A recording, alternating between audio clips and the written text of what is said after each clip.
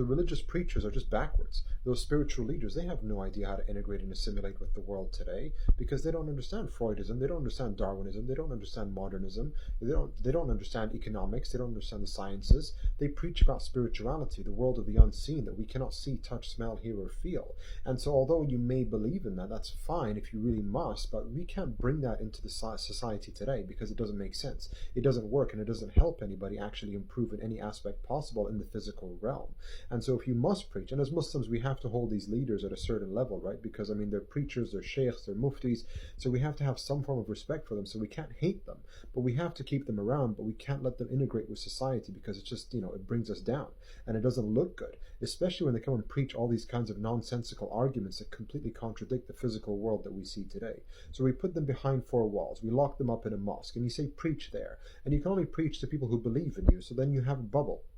And if those preachers try to step out of that bubble and preach to the society today, the modern society today, they will be pushed back and they will be rejected. And so the preachers now start to get more and more upset. They start to reject more and more the Dajjalic system that we see in the world today. They start to reject the kufr ideology that's being pushed out today, again, through the Western colonialism that we spoke about in the previous video.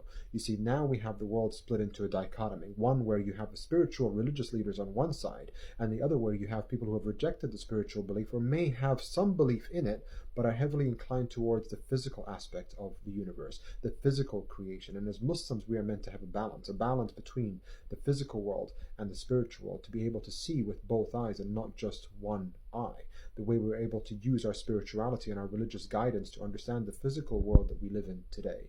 But what has happened is, the more that the religious leaders are being shunned, the more that they're trying to push back, and the more these people have gone so far down the rabbit hole of physical materialism, subhanallah, the more they will reject the spirituality. And so now we have two extremes. One, that whatever they say sounds completely illogical, and one, that whatever they say sounds like it's completely kufr and disbelief against the Islamic teaching, subhanallah. We live in a time today where things are confusing and people are lost, and religious preachers and Islamic leaders, they are being pushed away, sadly, because they are preaching what doesn't match, what doesn't integrate, what doesn't assimilate with the modern philosophies, the modern way of life. And the people of the modern way of life have adopted this modern way of life because they have found that it is a way to success, it is a way to move forward, it is a way to progress, and you can actually measure the efforts when you put focus on this physical world.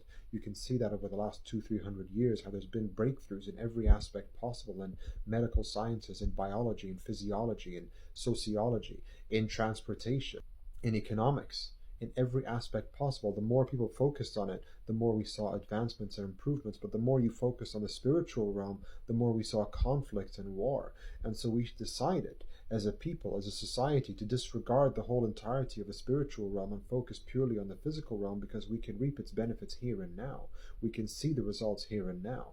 And so if you must believe in the spiritual side of things, fine, you can do it, but remain secluded behind the four walls, because it's not going to work or integrate with the society that we are trying to build out today. And unbeknownst to most of us, that society is paving the way for the Dajjal, subhanallah. May Allah grant us the ability to see the truth. Barakallah fikum. Take care. Assalamu alaikum.